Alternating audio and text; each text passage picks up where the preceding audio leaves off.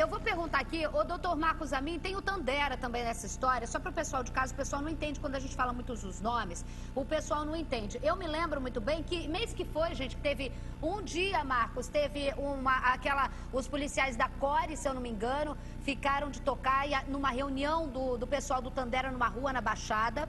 E depois, um dia depois, em Itaguaí, também o pessoal do bonde do Eco. Em que momento esses dois racharam? Eles não eram inimigos declarados, já eram inimigos declarados? Não, eles não eram inimigos declarados, Isabelle. Pelo contrário, eles eram comparsas, né? Houve um racha, sim, né? Eu estava ouvindo aqui o SBT Rio e não entendi algumas colocações. Houve um racha, mas o racha não tem nada a ver com a morte dele. Primeiro ponto. O encontro da casa dele foram 5 meses de investigação, uma investigação que eu, de 20 anos de polícia, nunca vi. Segundo ponto, né? Não foi uma escolha do policial trazer ele morto, foi uma escolha dele. Né? Fica parecendo que os policiais lá foram para matar ele. Inclusive, eu estava no local, eu estava atrás de um computador. Né? Então, não foi uma escolha dos policiais não trazer ele vivo. Segundo ponto, eu nunca vi nenhum chefe de facção, quando é preso, chegar na delegacia e contar alguma coisa. Eu nunca vi. Né? Se outras pessoas já viram, podiam me contar com a experiência delas. Nunca vi. Né? Eles mesmos dão ordem para as pessoas ficarem em silêncio. Tudo que ele poderia contribuir, ele vai contribuir vivo ou morto, que é o material que foi apreendido na casa dele. Né? Laptops, telefones celulares, tudo isso vai contribuir muito mais. Ele não ia... Duvido que ele falasse alguma coisa, que ele chegasse na delegacia e saísse falando tudo que ele sabe. Né? Duvido muito. Então, esclarecer esses pontos eu acho muito importante, porque parece que menospreza o trabalho da polícia, que foi um trabalho excepcional, justamente em relação a um alvo que parecia, para muitos, ser inalcançável. Né? E a gente mostrou que não existe ninguém inalcançável, nenhum criminoso inalcançável, esteja dentro ou fora de comunidade, e não há CEP nem local no Rio de Janeiro que a gente não vá. Né? A Polícia Civil, nem a Polícia Militar, tem qualquer impedimento de ir em qualquer lugar que seja. Agora, deixa eu te perguntar, o Tandera, né? O Tandera e o bonde, porque o irmão do Eco, o que estava preso, era o que se falava na época, quando ele foi preso, a Draco falou, que estava se preparando para uma possível sucessão, porque um cara como esse conta sempre com ou ser preso ou ser morto, né? Então, ele já estava... Ele está preso. O Tandera hoje é o nome mais forte que acaba aí, a polícia tendo que se preocupar nesse momento. Eu sei que a polícia nunca gosta de falar do nome mais forte, isso, aquilo, mas isso, já no sábado, na cidade da polícia, vocês já estudavam a estabilidade daquele local. Sim, houve um racha à época, uma discussão em relação ao armamento, foi o estopim, né, um armamento que estaria emprestado do Eco para o Tandera, ele não quis devolver e a partir daí houve um início de um racha que acabou por, de vez, sacramentando o rompimento dele e do Eco, né, do Tandera, do Danilo e do Wellington da Silva Braga.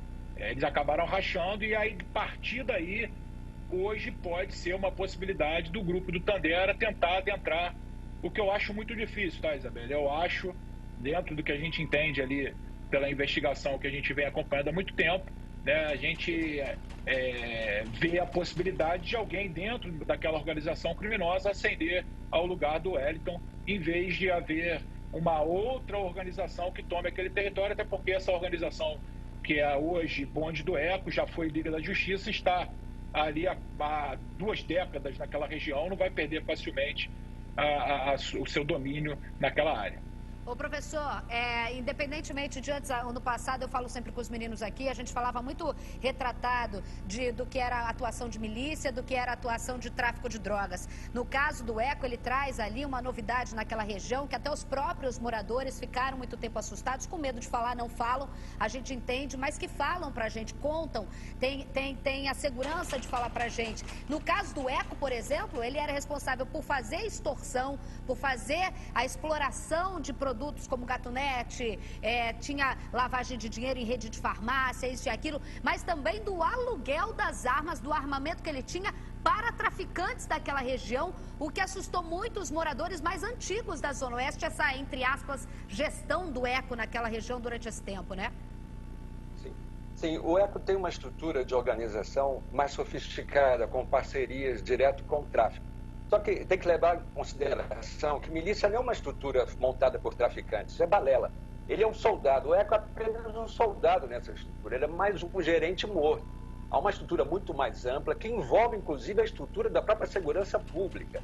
Essa história de que foram lá só para prender, ele que escolheu, isso é história. A polícia tem estrutura para prender, sim, e uma pessoa viva é qualitativamente superior a uma pessoa morta em termos de investigação. Ele pode não dizer nada, mas você cria laços e pontes e você pode negociar informações sobre essa pessoa. Então, não é tão simples assim. O comprometimento da estrutura policial é que tem que ser investigado, mas isso nunca vem à baila. A estrutura permanece. Você mata traficante dizendo que é uma narcomilícia. Não existe narcomilícia. Existe uma milícia que sempre negociou parcerias com o tráfico.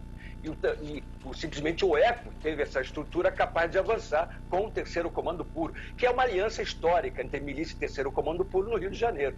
Então, toda essa investigação, ela teria que ir nessas direções, com ele morto, com ele vivo, enfim. Ele vivo seria interessante para você construir linhas exatamente com ele. Ele pode ficar calado, o problema é dele. Mas a figura dele começa a ser negociada. Ele preso tem como negociar com a estrutura mais ampla. E você descobri-la, e você revelar os nomes verdadeiros. Milícia não é só questão de grana, de arma, de tráfico. Milícia é controle territorial, controle de economia, controle de voto, controle político.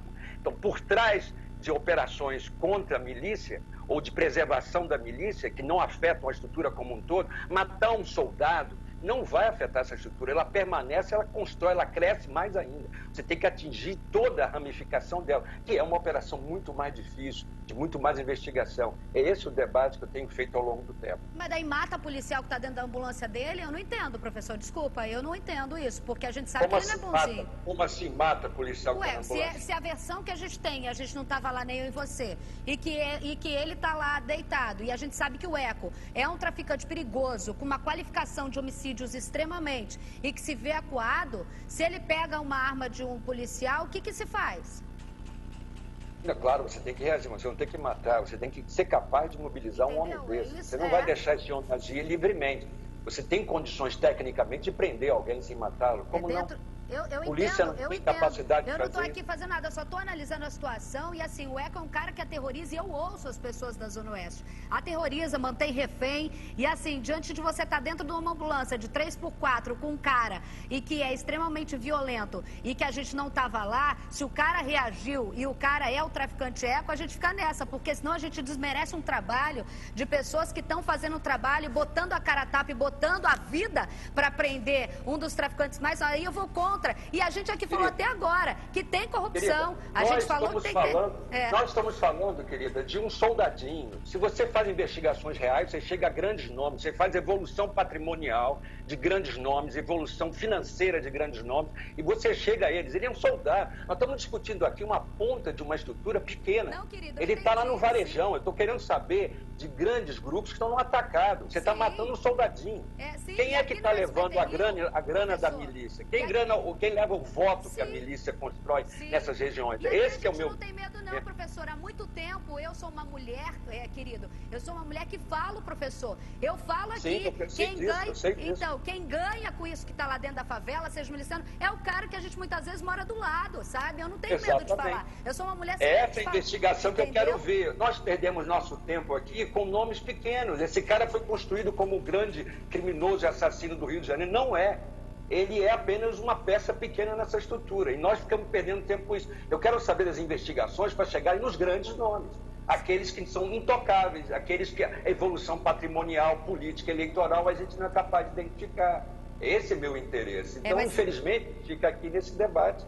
E não vai a lugar nenhum. O Tandera vai assumir no lugar dele, vai continuar essa estrutura. A estrutura policial continua comprometida, os votos dessa região continuam indo para nomes importantes e a estrutura vai continuar. Isso não altera em nada. A morte do ECO pode ser, ia matar alguém dentro do carro, ia pegar a arma de alguém. Tudo bem, é uma novela que estão contando para mim. Eu quero saber o final dessa história é muito mais complexa que nós vivemos no Rio de Janeiro. Não, acho que todo mundo quer saber, mas eu não perco meu tempo aqui não, tá, professor? Isso daqui é meu trabalho, eu faço debate aqui. Sim, não, pra gente fazer, eu estou falando tá? que nós somos conduzidos a esse debate, que não é um debate que é tão real. A gente cobra aqui todos os dias quem é o político por trás, eu dou nome, eu já bati boca com o político que hoje está atrás das grades. Aqui a gente vai a fundo, professor. SBT Rio é jornalismo na veia, segura aí que eu já volto com o debate interessante.